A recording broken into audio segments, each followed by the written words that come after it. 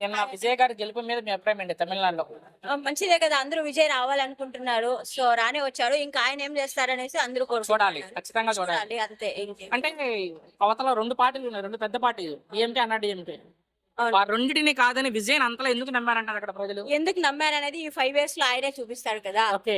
Next మళ్ళీ తర్వాత వాళ్ళ నిర్ణయం వాళ్ళు తీసుకుంటారు. అంటే ఎక్కువ మనకు చూసినట్లయితే ఈ ఓట్లు తర్వాత పోలింగ్ తర్వాత గాని రిజల్ట్ గాని ఎక్కువ అక్కడ యువత నమ్మినట్లుగా తెలుస్తుంది. Youth voters. అవునన్న మేము కూడా చూసాము. యూతే సపోర్ట్ ఎక్కువ చేశారు. అవును.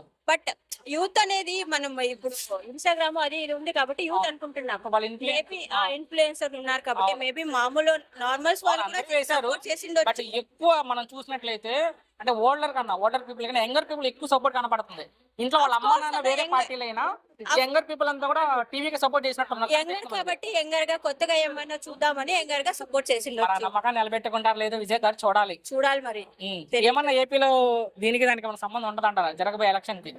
నా ఐడియా అంటే ఇక్కడ ఇతో అలా పోలరైజేషన్ అయ్యి ఒక పార్టీకి అంటే కుల మతాలకు అతీతంగా మనం సపోర్ట్ చేసే అవకాశం. అదంతా మనకి ఎందుకన్నా పాలిటిక్స్ అంతే. ఫైనల్ గా నిన్న జరిగిన గెలుపు గురించి విజయ్ గారి గెలుపు గురించి మీ అభిప్రాయం ఏంటంటే?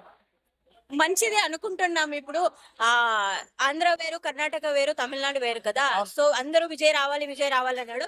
ఆయన ఏం చేస్తాడనేసి మళ్ళీ చేసిన తర్వాత మంచిదే ఒపీనియన్ అని చెప్పు. Thank you. తమిళనాడు చూసుకున్నట్లయితే సంచలన విజయం సాధించారు విజయ్ జోసెఫ్. సో దాని మీద మీ అభిప్రాయం ఏంటంటే? సంచలన విజయం సాధించారంటే ఇప్పుడు ఎప్పటి నుంచో ద్రవిడ పార్టీలు రూలింగ్ చేస్తున్నాయి. ఆ ద్రవిడ పార్టీలు అన్నీ కూడా భయంకరమైనటువంటి అవినీతిలో కూరుకుపోయినాయి. ఆ వేలో విజయ్ వచ్చాడు. విజయ్కి పబ్లిక్ లో చాలా ప్రోపగాండా ఉంది, చాలా ఇది ఉంది. దాంతో యూత్ కూడా బాగా ఫాలో అయ్యారు. అవును. యూత్ తలుచుకుంటే చేయలేనిది ఏమీ లేదు. ఓకే. నా నెక్స్ట్ ప్రశ్న అయితే మీరే చెప్పారు. సో అంతలో ఎందుకు యూత్ విజయ్ నమ్మారంటే?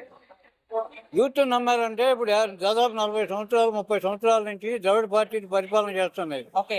ఏ ద్రవిడ పార్టీ కూడా న్యాయంగా పరిపాలన చేయటంలా, అంతా అవినీతిమయంలో కూరుకుపోయి ఉన్నాయి. ఓకే. అటువంటి పరిస్థితుల్లో ఉన్నటువంటి ఆశాకిరణం విజయ్ ఒక్కరే. ఓకే. అందుకని విజయ్ సపోర్ట్ చేశారు, విజయ్ గెలిపించుకున్నారు. ఈ ఫలితం అది కూడా విజయ్ వాళ్ళకి కావాల్సినటువంటి హామీలే మీలా చాలా సింపుల్ గా ఇచ్చారు హామీలు కూడా.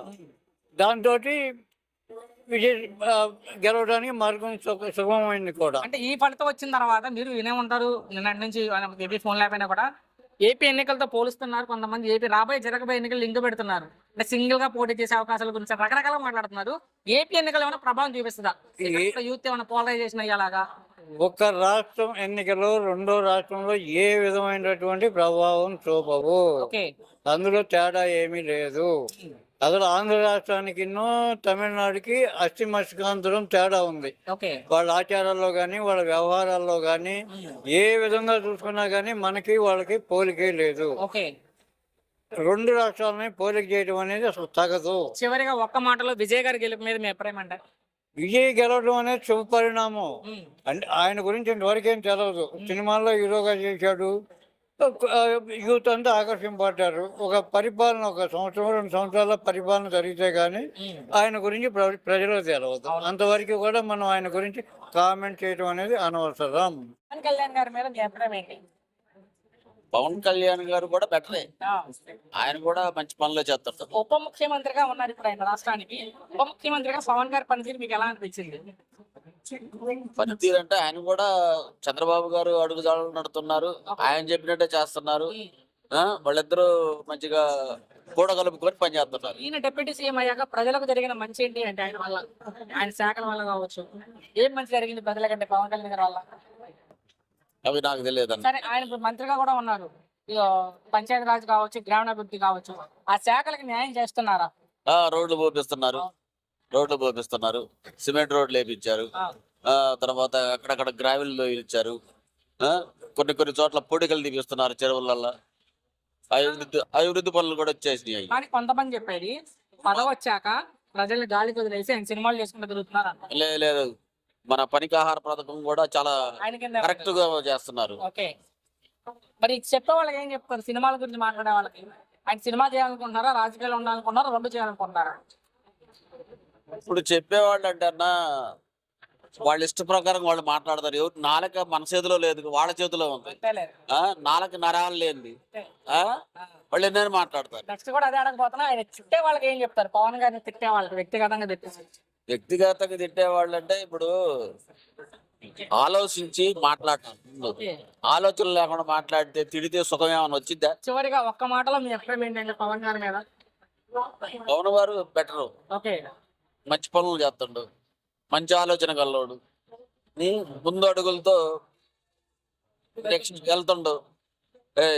అది కూడా కూటమిని కలుపుకొని ఓకే.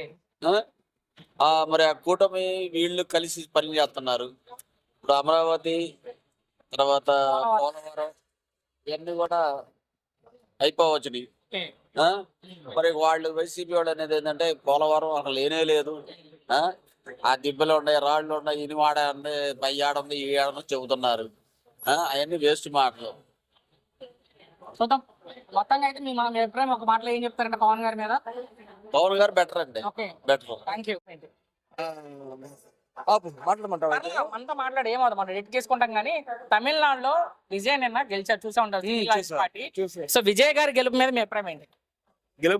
గెలుపు మీద మా అభిప్రాయం ఏంటంటే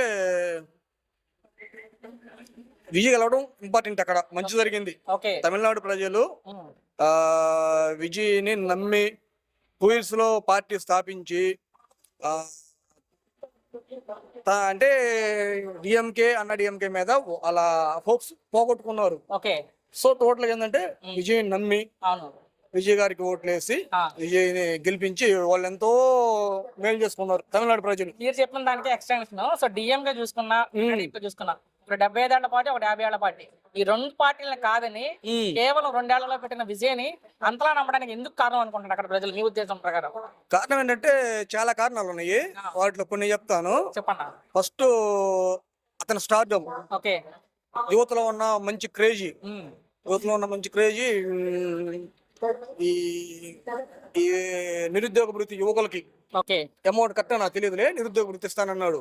ఇప్పుడు మన మహిళలకి అంటే మ్యారేజ్ చేసుకునే పిల్లలకి 8 గ్రాముల వాళ్ళకి 8 గ్రాముల బంగారం, మీరు అన్నట్టు ఫ్రీ బస్సు, వాళ్ళకి ఫ్రీ బస్సు. ఆ వాటితో పాటు